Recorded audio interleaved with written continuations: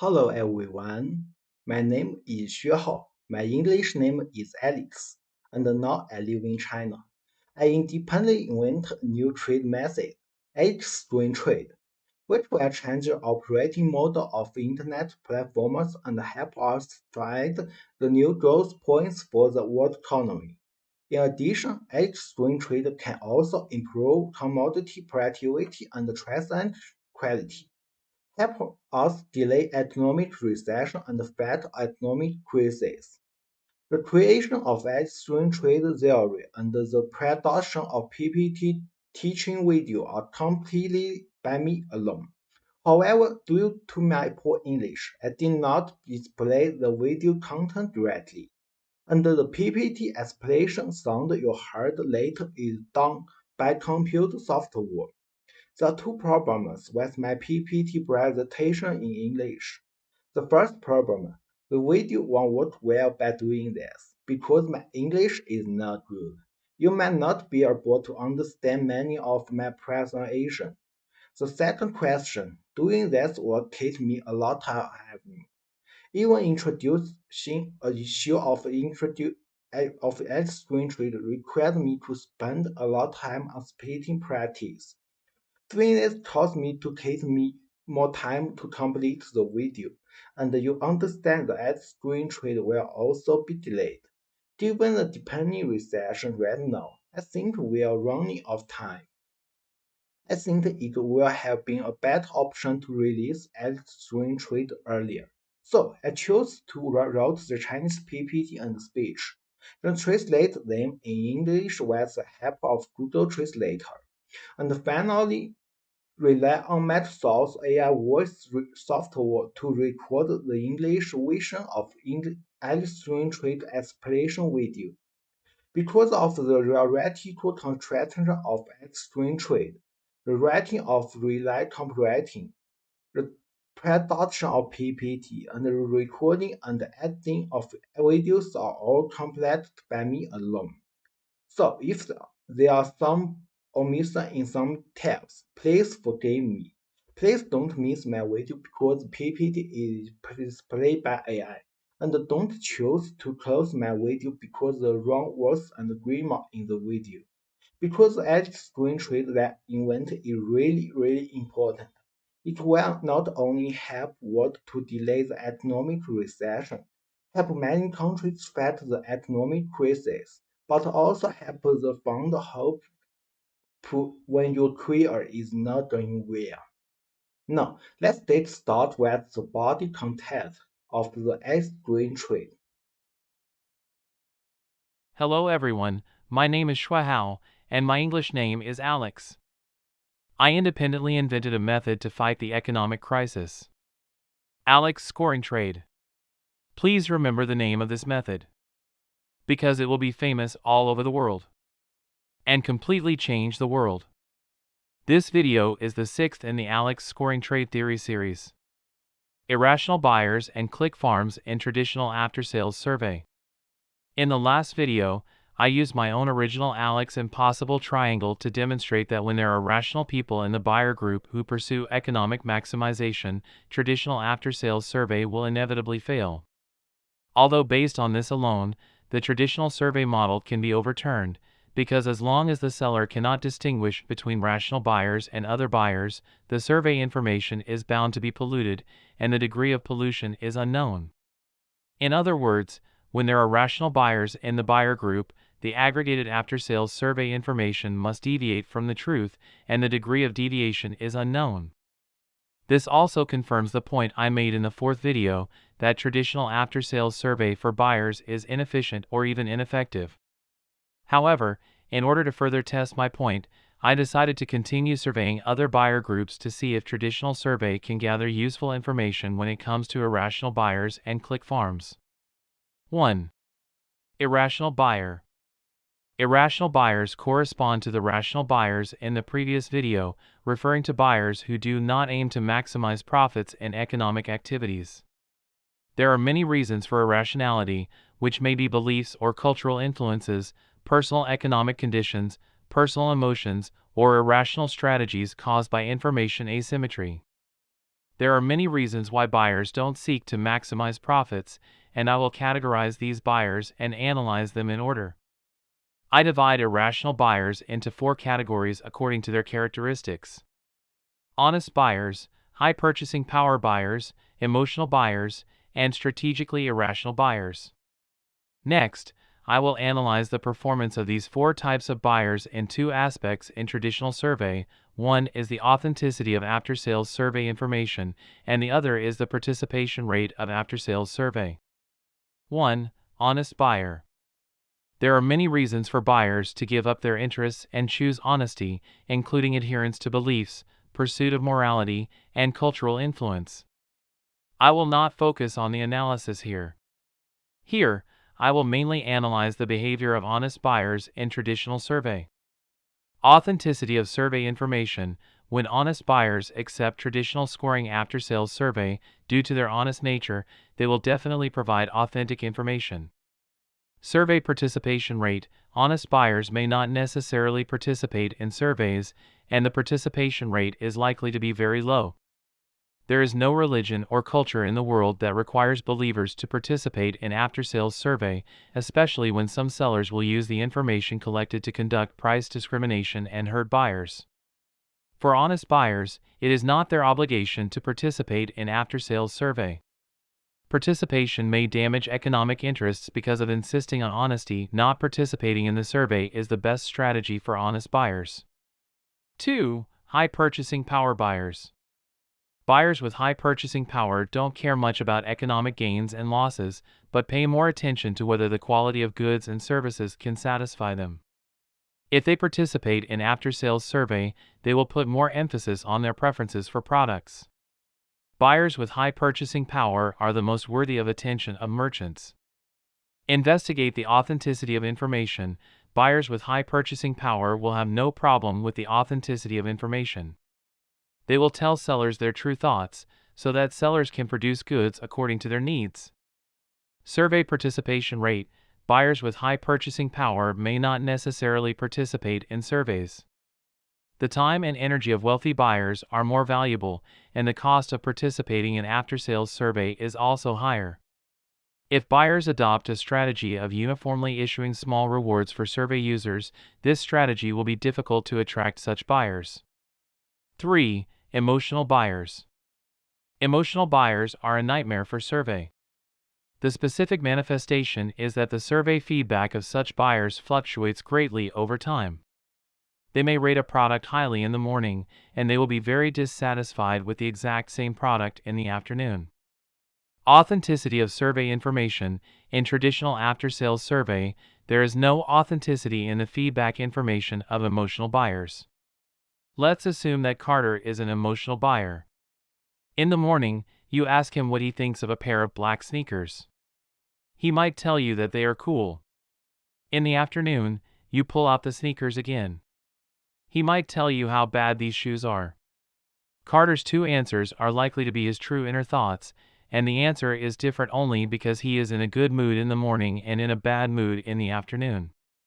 When engaging in surveys, traditional post-sales survey information can easily be disrupted by misinformation from emotional buyers.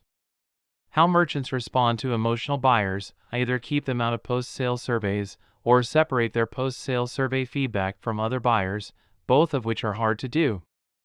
Survey participation rate. The survey participation rate of emotional buyers is also entirely dependent on personal mood, which cannot be controlled by merchants and is random. When you are in a good mood, you will take the initiative to participate, and when you are in a bad mood, you will also decline an invitation. 4. Strategically irrational buyers. Strategically irrational buyers mean that such buyers are irrational in strategy, although they pursue profit maximization. Strategically irrational buyers do not realize that if they provide real information in the survey, sellers will adopt price discrimination strategies, which will ultimately harm the interests of consumers. Therefore, strategically irrational buyers may still provide real survey information to sellers. In practice, this is a real group of buyers, possibly a very large number. It is stated in the Alex impossible triangle I mentioned earlier: when both buyers and sellers are absolutely rational people economically. When sellers try to conduct post-sale survey on products with buyers, at least one of the following three must be given up. Sellers seek to maximize profits. Buyers seek to maximize profits. Buyers provide sellers with real information in after-sales survey. Because the strategy is irrational, buyers fail to realize that sellers will engage in price discrimination, and these buyers are obviously not rational people. Therefore, for this part of buyers, it is very likely that they will tell the truth in traditional survey, and they may also participate in traditional survey. In actual survey, strategic irrational buyers may have the characteristics of all other types of irrational buyers, except that they do not have the characteristics of rational buyers. It should be pointed out that with the continuous development of the internet, the speed of information dissemination is getting faster and faster. More and more consumers will be aware of the existence of price discrimination, and the number of irrational buyers will continue to decrease. You may have a question: when merchants conduct traditional survey, can they solve these problems? If the merchant can know which type of each buyer belongs to in the survey, they can optimize the information after collecting the survey information. Rational buyers will lie, and merchants can discard information from rational buyers. Emotional buyers' information is unstable, and merchants can reduce the proportion of emotional buyers' information. The information of honest buyers is always credible, and merchants can keep the information of honest buyers. Buyers with high purchasing power can bring more profits to merchants, and merchants can increase the information proportion of buyers with purchasing power. But in practice, this approach is unworkable for two reasons. The first reason is that there is no scientific device that can effectively judge the type of buyers in reality. In actual survey, how do you judge whether a buyer is honest, rich, or emotional? The second reason is that in real economic activities, the characteristics of each buyer are complex, and the same buyer may have the characteristics of several types of buyers mentioned above at the same time, which makes it difficult for merchants to analyze individual buyers. Even if the analysis is successful, the cost a lot. 2. Click farms. After analyzing the behavioral logic of rational buyers and irrational buyers in traditional survey, we want to talk about the most special group in the survey, click farms. I divide click farms into three categories. The first category is click farms from within sellers. For example, e-commerce companies on the Amazon platform will hire click farms to score high scores and praise for themselves in Amazon stores. The second category is click farms from outside the seller. For example, movie distributors hire click farms to give their competitors' movies low ratings and bad reviews on IMDb. Most of these categories are professional click farms. The third category is more special and belongs to amateur click farms, which come from real buyers. For example, a consumer who buys a product on an online platform may receive a small note from the seller at the same time as receiving the product. The small note tells the consumer that if the consumer can give this product a high score and praise, then consumers can get cash or gifts from sellers. To put it simply, sellers try to bribe real consumers with cash and gifts to give false high scores and good reviews, which are used to mislead subsequent customers and lure them into buying goods. Obviously, the behavior of click farms is not what the survey organizers want to see. The fraudulent behavior of swiping orders will bring wrong information to many people, including making some sellers unable to know the real situation of their products, which makes them unable to adjust in time. Business strategy: let some buyers not know the real situation of the products they are concerned about, and finally buy products that are not suitable for them. But it is very difficult to limit click farms. When a buyer user gives a high score to a product, how do you determine whether he is a real buyer, he really likes the product, or is click farm scoring lying? Professional click farms only need to hire some internet platform accounts to easily influence the results of traditional after-sales survey. Their deception costs are so low, but the harm caused is difficult to eliminate. Amateur click farms are not so easy to deal with. E-commerce platforms have no courage to punish consumers, and if they want to punish merchants who bribe consumers, investigation and evidence collection will cost too much. From the above content, we can know that traditional surveying not only cannot solve the problem that rational buyers must lie, but also does not work well. When traditional surveys face irrational buyers, honest buyers, buyers with high purchasing power, emotional buyers, and buyers with irrational strategies may refuse to participate in the survey. Honest buyers and buyers with high purchasing power will provide real information, but these two types of buyers also have lower survey participation rates. Emotional buyers provide erratic information and lower value. Strategically irrational buyers become rational buyers as soon as they realize that sellers may be engaging in price discrimination tactics and begin to provide false information in their survey. And merchants have no way to identify and clean up low-quality information by post-processing the survey information. When traditional after-sales survey faces click farms can participate in after-sales survey at a very low cost and provide false information in the survey. However, it is difficult for survey organizers to identify click farms, making it difficult for click farms to be effective punishment. Finally, I must emphasize a point. I categorize buyers by characteristics just to better explore the effect of traditional after-sales survey.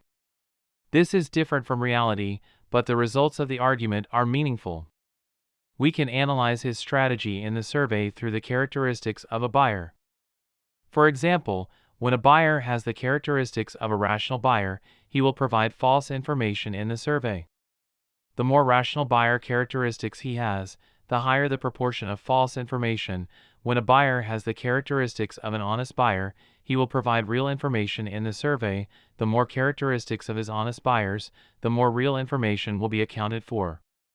In actual situations, two contradictory buyer characteristics will appear in a consumer at the same time, and a consumer will have different buyer characteristics at different times. For example, Alan may be a relatively honest person, but due to the financial constraints of his family, Alan has to consider economic factors in the transaction. In the after-sales survey, Alan may have the dual characteristics of an honest buyer and a rational buyer, and his rating for the product should be between the honest buyer rating and the rational buyer rating. As another example, Bill is a complex guy who often orders beef burgers at the same restaurant. Most of the time Bill is normal. He will generously rate beef burgers high and pay a lot of tips. At this time, Bill presents the characteristics of a high purchasing buyer, but occasionally, when Bill is in a bad mood, he will give this beef burger a very bad review and refuse to tip. Bill takes on the traits of an emotional buyer when he's in a bad mood. Finally, make a summary of the video content as usual. I categorize irrational buyers into 4 categories: honest buyers, high purchasing power buyers, emotional buyers, and strategically irrational buyers. I tried to verify the effectiveness of traditional after-sales survey systems by studying the strategies of these 4 types of buyers and click farms in traditional survey. The conclusion drawn is that in traditional survey, irrational buyers are likely to reject surveys, which will reduce survey participation rates.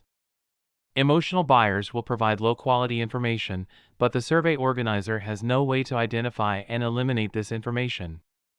Click farms provide false information, and click farms are cheap to cheat, but survey organizers are expensive to investigate and prove click farms. Taken together, there are indeed problems with traditional survey, and we may need to devise other survey methods.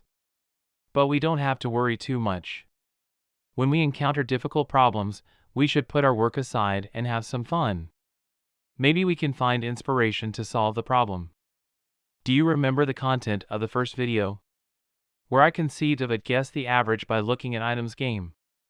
In the next video, I will discuss with you a question how to win more easily in the guess the average by looking at items game, and see if this game can give us some inspiration. Let us solve the problems in the after-sales survey. Therefore, viewers who have not played the game of guess the average number by looking at items should play it now. Remember to gather 3 or more players before playing. This game process is simple but very interesting. Finally, if you realize the value of Alex's scoring trade after watching my video, please also forward my video to anyone who needs it, whether they are your relatives, friends, classmates, or strangers you don't know. They may be suffering from economic recession at this time, and the Alex scoring trade can help them. See you in the next video.